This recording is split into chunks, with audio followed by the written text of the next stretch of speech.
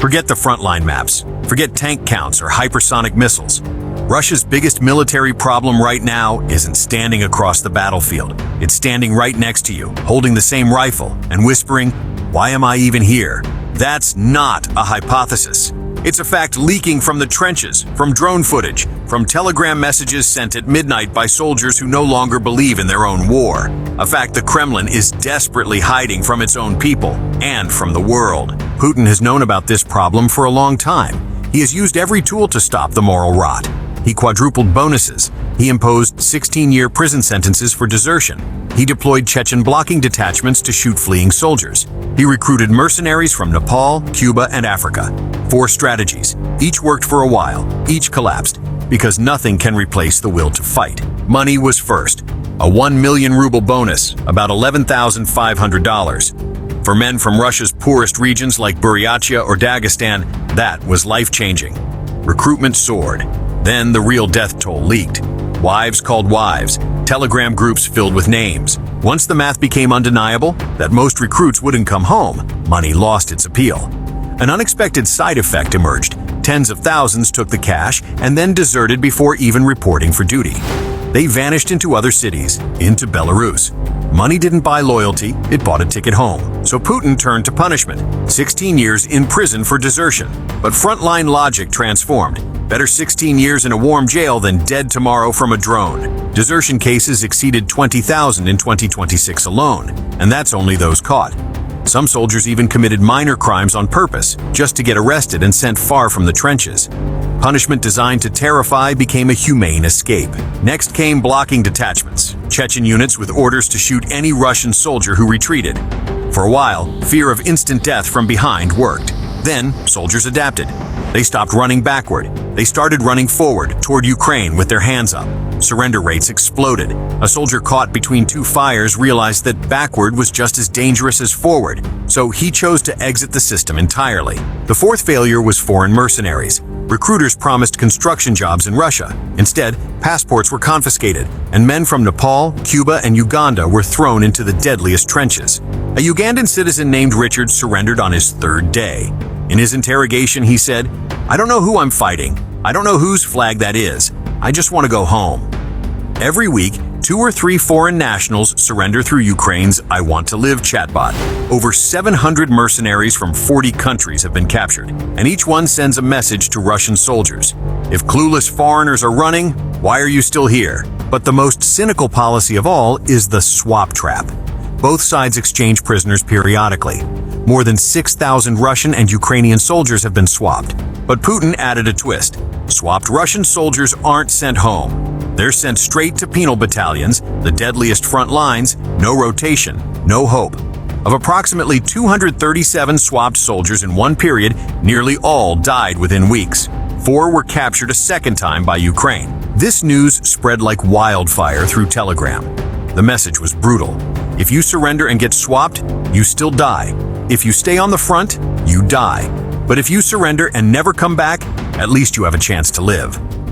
Putin wanted to deter surrender. Instead, he rationalized it. Ukraine weaponized this information. Surrender. Stay safe, because your own home is already promising you death. Now let's look at the numbers. Russia's own Security Council admits about 27,000 new contracts per month. But German researcher Janice Kluger notes a sharp slowdown. Daily recruitment has dropped from 1,200 to 800 to 1,000, a 20% decline. Meanwhile, Russian losses in March 2026 alone reached 35,351. Average daily losses, 1,140. Do the math. If you recruit 900 per day but lose 1,140, every day you lose 240 more than you can replace. In a month, that's over 7,000. In a year, 86,000. The Kiev Post calculated it precisely. In the first quarter of 2026, Russia recruited 80,456 soldiers. During the same period, permanent casualties, killed, severely wounded, missing, or captured, reached 85,290, a deficit of 4,834, equivalent to 4 days of fighting. Projected year-end deficit, 65,000 troops, almost 3 full divisions. But the numbers don't tell half the story. Ukrainian drones now hunt medical evacuation vehicles. The killed-to-wounded ratio has flipped. Before, for every soldier killed, 3 or 4 were wounded. Now, because evacuation is nearly impossible, the ratio is approaching 1 to 1. That means if you're hit, you'll likely die in the trench without morphine, without hope. That knowledge spreads, and it turns the question, "Why should I die?" into a screaming urgency. There's also the ethnic fracture. Casualties don't come from Moscow or St. Petersburg. They come from Buryatia, Tuva, Dagestan, Russia's poorest, most remote regions. In prisoner exchanges, ethnic Russians are prioritized. Minority soldiers are kept on the front longer. Over 80% of convicted deserters come from outside ethnic Russian regions. This isn't a war for Russia. It's Putin's war, paid for with the blood of second-class citizens. Most astonishing, desertion applications are now coming from training centers inside Russia.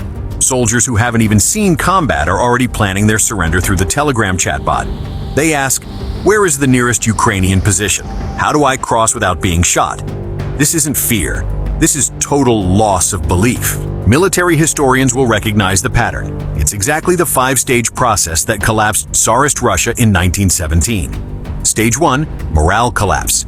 In 2026, Russian units have refused orders to advance. Newly arrived soldiers survive an average of 12 minutes. Stage 2, mass desertion. Over 50,000 deserters confirmed by a UN report, projected to exceed 70,000 by year's end.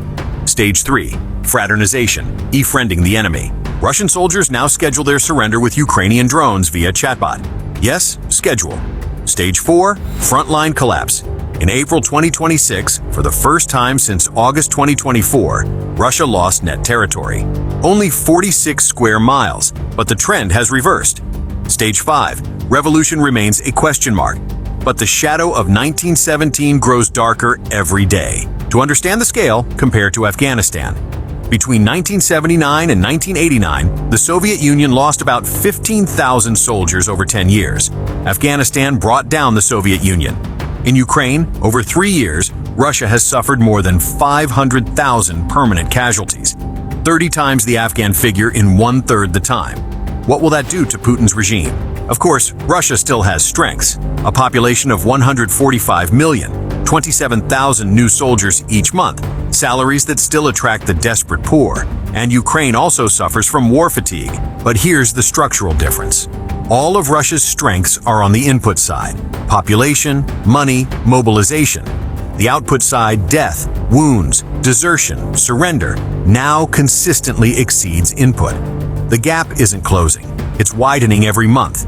And Ukraine is fighting for their land, their families, their existence. The average Russian soldier can't answer, "What am I defending?" One more detail. At least 17 Russian generals have been fired in 2026. No reasons given. Commanders don't trust reports from below. Soldiers trust no one above. This vertical collapse of trust is more lethal than any ammunition shortage. And the Kremlin's silence is the loudest proof. They have never officially released desertion figures. Never. Because if desertions were only a few hundred, they'd publicize it. But when the numbers reach tens of thousands, admission would be political suicide. So let's conclude. Putin offered money. Soldiers took it and ran. Putin offered punishment. Soldiers chose prison over death. Putin sent blocking detachments. Soldiers started surrendering forward. Putin recruited foreigners. They dropped their weapons at first contact. Putin punished swapped prisoners. The news made surrender the rational choice. Every solution worked for a while. Everyone collapsed. Because nothing can replace the will to fight. And that will is born from believing that what you're dying for is worth your life. When the men in freezing trenches begin to doubt that, the war machine starts rusting from within. This isn't a prediction. It's math. And math doesn't care about propaganda. The true barometer of war isn't tank counts or frontline maps. It's the question a soldier asks himself in the dark, hearing a drone in the distance, and the answer he finds. Now I want to hear from you. Is this the beginning of Russia's 1917-style collapse, or just Western propaganda? Do you agree that the will to fight matters more than weapons? Or does Putin still have an ace up his sleeve? Full mobilization, chemical weapons, something darker? Drop your take below, because this topic is about to explode. Like, subscribe, and share with anyone who needs to see the reality behind the propaganda.